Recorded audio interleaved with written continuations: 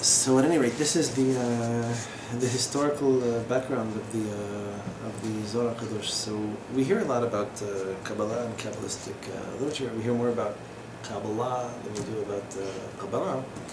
But I like the distinction. It says everything in a syllable. So what exactly is it that the Zohar spends time talking about? I don't think we have too many opportunities to delve into this. There are a couple of areas of, I would say, if you had to divide the subject matter up into a few categories, the predominant fields of study would be the anatomy of the non-physical world. In other words, what exactly is the system? What's the situation? What happens when you do a mitzvah? What happens when you do an avera? What happens when a baby is born? What happens when a person dies? What happens at different stages of life? Before you are conceived, what happens, life after death and beyond that? Reincarnations has a lot to do with this. So that kind of bleeds into this whole concept of the anatomy of the soul. There's the universe as a whole, and what the universe is like in the non-physical worlds, different spheres, the hierarchy, angels, etc. So this is the spiritual playing field. In other words, if you were to take some MTA subway map and say, how do I get from here to the Social Security Administration, because I want to waste a whole day getting my kids' Social Security cards again. So you would look for a map and you would say, I am here and I'm looking for a train that takes me there, and here's how you do it. What's the purpose or what's the point of having such a thing, explaining it or discussing it in a book? I mean, I can't walk from one side of Olam Haba to the next. I don't talk to souls during the day. I don't encounter demons in my sleep. I mean, there are certain things that I just don't have much access to. So Rabbi used to explain like this. The goal of some of these concepts, as abstract as they are, is to give you a better understanding of your place in the world. There is nothing in the Kabbalistic literature that's not designed, that's not meant to help you better understand where you fit in and how your actions influence yourself and the world around you.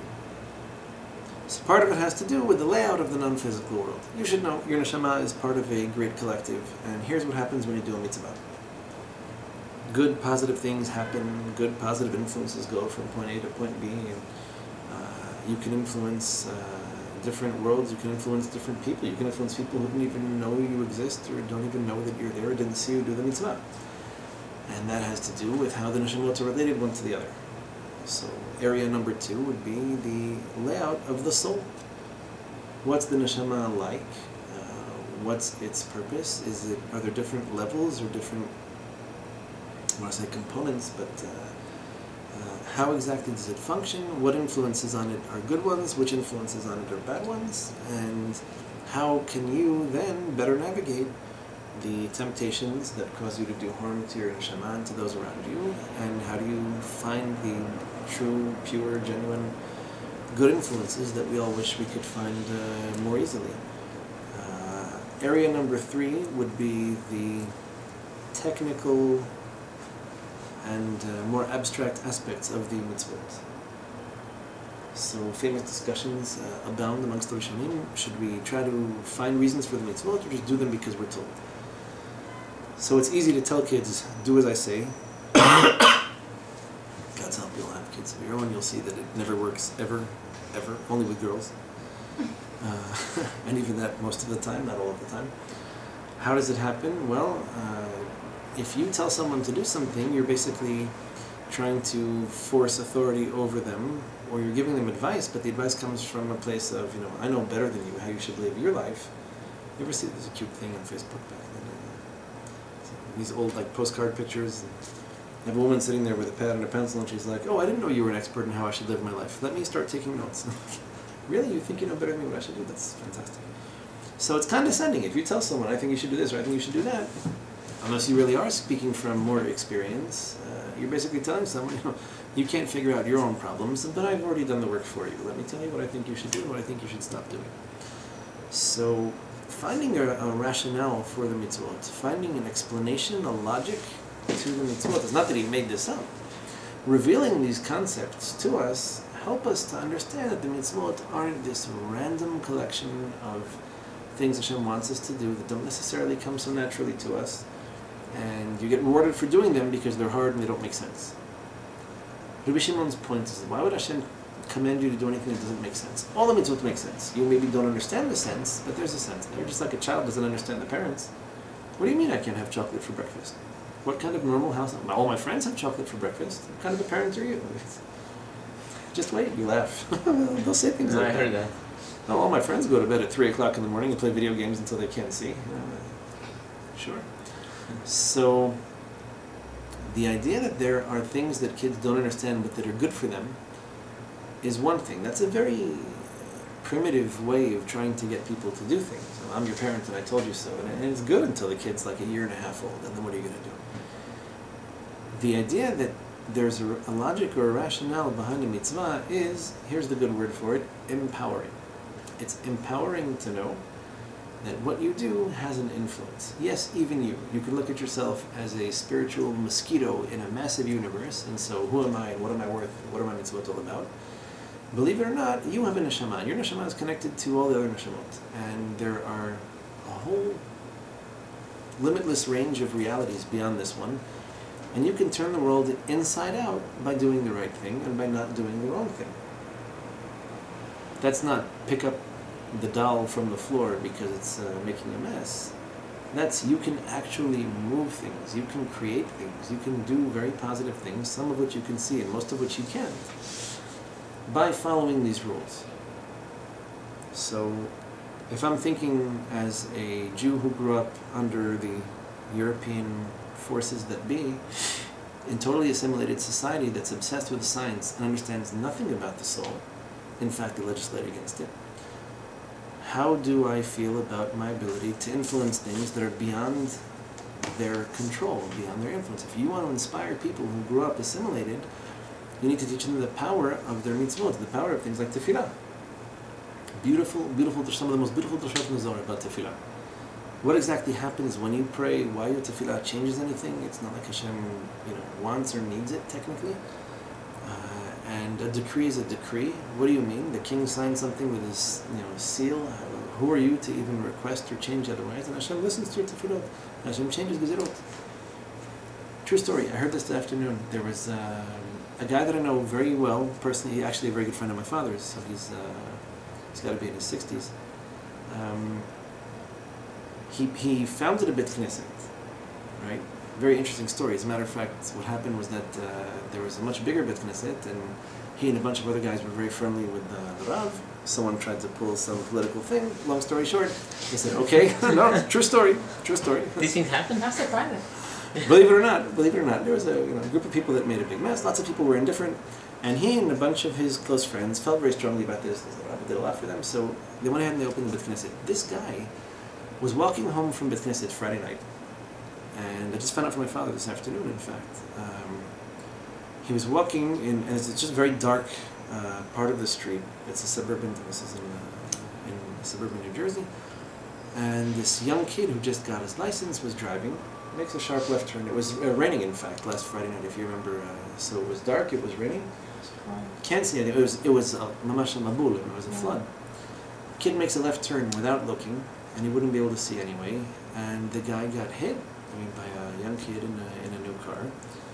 And miraculously, he went flying, and he's now in the hospital. I think he tore a few tendons in his neck, and he broke a rib. That was it. So, thank God, it could have been much worse. I can tell you that I know this guy. This guy teaches Mishnayot every day after Tefillah. He put all the money that he had into this Beit Knesset, and he did this for really impressive reasons. He told me once when he was growing up that his father, I believe, was from Poland.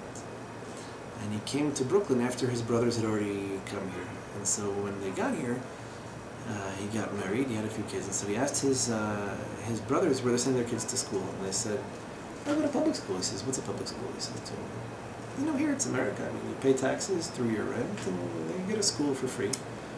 They said, and what Masechet do they teach in the public school? They learn Mishnah before Chumash or Chumash before Mishnah? Well, it's a man, they teach him Torah after school. What are you, crazy? You're sending your kids to public school in America? They said to him, you know how much it costs to send your son to yeshiva Flatbush? Right, this guy grew up in the 50s, 60s. It was $50 a month. $50 a month. How are you going to come up with $50 a month?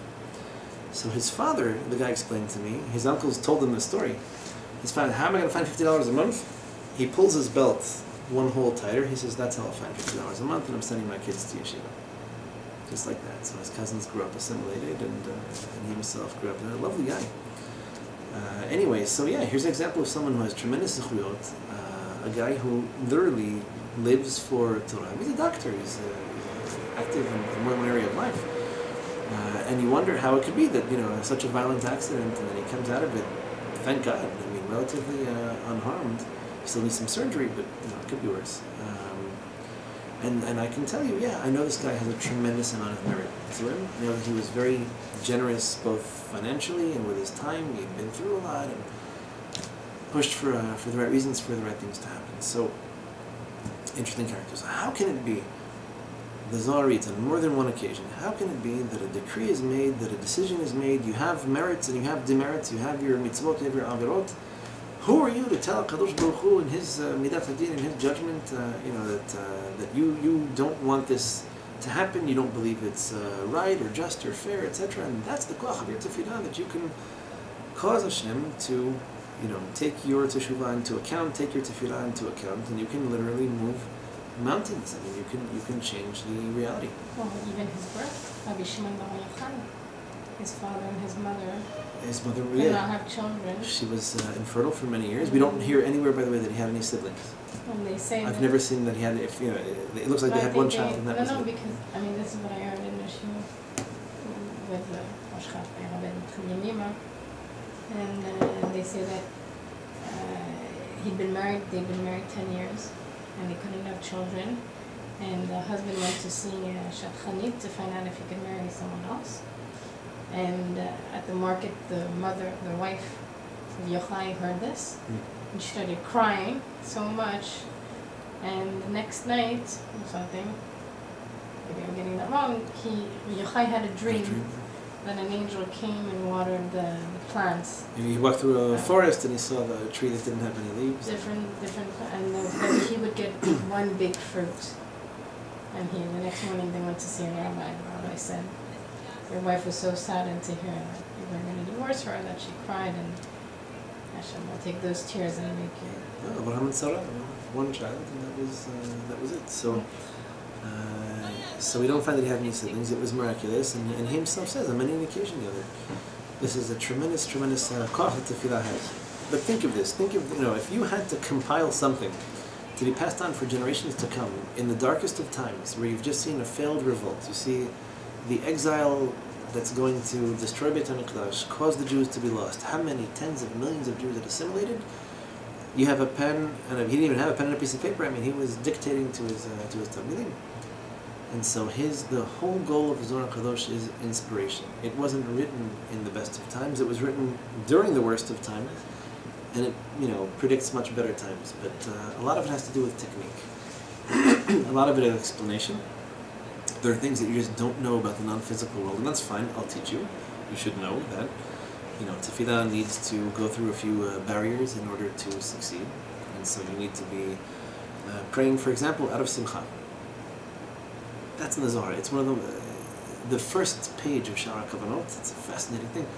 The Arizal writes this, and it's written in his name. Rabbi writes this. He says, you should know that it's of the utmost importance that every single tefillah that you pray should be out of simcha. And you don't know how much damage and how many disasters you bring upon yourself by praying out of depression or dejection. What about we find tefillah is right. Tefillah Hana, she's not in the simcha when she prays. So she's depressed by the reality. She's upset. Part of her inspiration, she's motivated by reality being so difficult. Not only can she not have children, but the other wife has 10. At the same time, your tefillah has to come from a place that you believe it can get better, because if you don't, it's not going to work. What are you praying for? I believe things can be better. So I'm already halfway in a happy place. I don't have what I wish I did, but I'm working on it. I'm going to change myself, and I beg Hashem to help change reality. It's a very inspiring thing. If you pray and you don't believe your situation is going to change, you just don't care. Then you're just counting words until you're finished with the tefillah and you want to go home. His point is that tefillah itself is a blessing. The fact that you can still talk to Hashem, even if it looks like reality is going to hell around you, you can still reach out. It's never too late to try. You can still, make some kind of an effort and hope that, and you have the ear of the King of Kings. You have a neshama. Automatically, like it or not, you're in Hashem's courtyard and you have access to things that most of the people in the world don't. Use this to your advantage. Inspire yourself. Motivate yourself. It can be better. And again, I'm making the point that he wrote this while Israel was in flames. It wasn't like he wrote this at Shlomo Melech is the king. They're minting coins. There are piles of gold everywhere. That wasn't the case. That wasn't the case. But much of the Zohar has to do with inspiration. And how you get inspiration?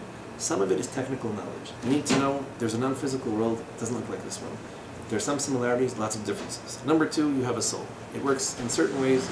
Some things are good for it. Some things are bad for it.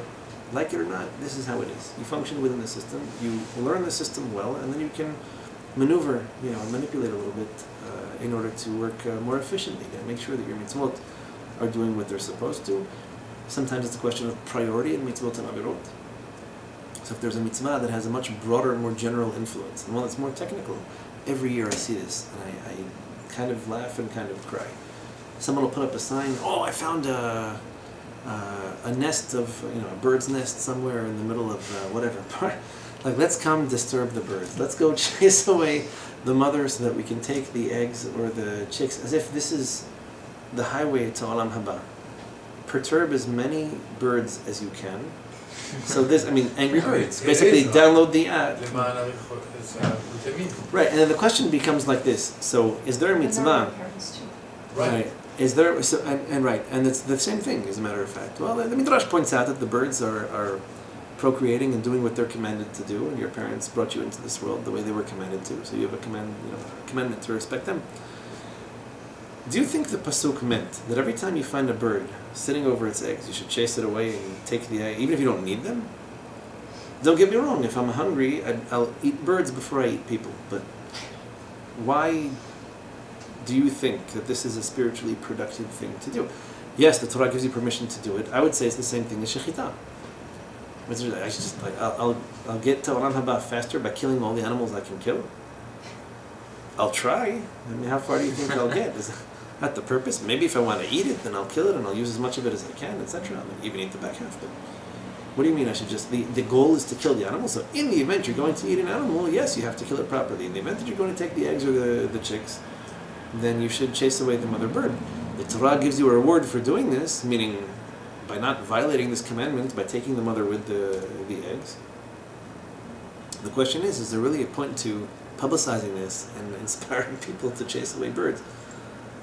Because the Midrash says, this bird, it's not a question of mercy. You can eat the bird if you want. You could just take the mother bird, eat her, and then let the chicks fend for themselves. The point is that you're showing a certain degree of appreciation. The Torah commands you to show a certain degree of appreciation for the life cycle, for what Hashem created, and for how these animals do what they're commanded to, and we should do what we're commanded to also. So even if you're going to take one or the other, don't take both. And we come from this to the conclusion that we should just chase all the birds out of Central Park. I don't know. It doesn't necessarily sound right, but yeah. Then why for big Kataila you should go out of your way to find out? In antiquity, nobody was going out of their way to find a tree that has flowers on it. In New York City, where you can't see the sky, you have to go looking for a park or a street corner or something. Lots of things in New York City can only be found in parks and street corners, but that you should once a year show an appreciation for. Again, you're not plucking the flowers, you're not destroying the tree. You're making a bracha over something. This is the life cycle. These fruits, our lives depend on them. So we show a certain degree. Incidentally, if you already bring it up, the Mechubalim write tons and tons and tons of literature on this topic of Birkat HaIlanot and how important it is. Think of it, the bracha itself is very ornate. Well, yes and no. Shloch hasar me'olamo kelum. We see flowering trees and we say Hashem didn't leave anything out of Olam Hazeh. He omitted nothing. when it comes to the creation, he didn't leave anything out of it. And he created good creations in order to benefit us human beings. Well, again, it's a little bit strange as far as brachot are, because you could say, borei minei mezonot. Hysterically, so if God's help, you'll see this with your kids. Kids make mezonot what? I mean, cookies, waffles, wafers, cakes, crackers, and everything that tastes good is mezonot. But pradama is like broccoli and spinach, So whenever the kids see something that tastes really good, naturally like, what's the bracha on this? Oh, that's got sugar. It's borei minei mezonot.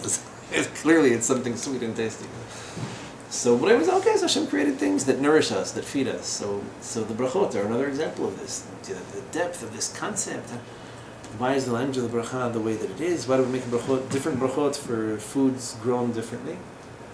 Again, if an Italian were writing the Torah, he would say, make one bracha on spicy, one bracha on salty, one bracha on sweet, one bracha on, on mushrooms. It's like a whole other category of food. Why do we break the categories down based on the different species, the different groups, based on how it grows? So if it grows directly from the ground, if it grows off of a tree or from the ground, who cares? At the end, you're eating it. What's the big deal? So a lot of the inspiration that comes out of Zohar Kadosh is that there's a tremendous depth to all of these details. There's an intricate network of relationships, of connections, of influences, and the better you're able to appreciate this and understand it, and the more connections like this you can make, the less random the mitzvot seem, and hopefully the more inspired you come out of them. Yes, you have a neshama. It's not different necessarily from that of somebody else's. Maybe you're better at some things and worse at other things, but neshamot work in certain ways. The man and woman can come together and make neshamot, and why can't man and woman make neshamot? There are reasons and explanations for this. Tefillah, brachot, tefillin, talit. The Zohar gives very colorful and very involved discussions of all these things. It's fascinating to read. Even if you only pick up a paragraph or two from Chokri Yisrael, it's really, it gives you wings. I mean, you really pick up and fly when you see that this is a lot more than just technical details of kashrut and halacha and what's forbidden and what's permitted.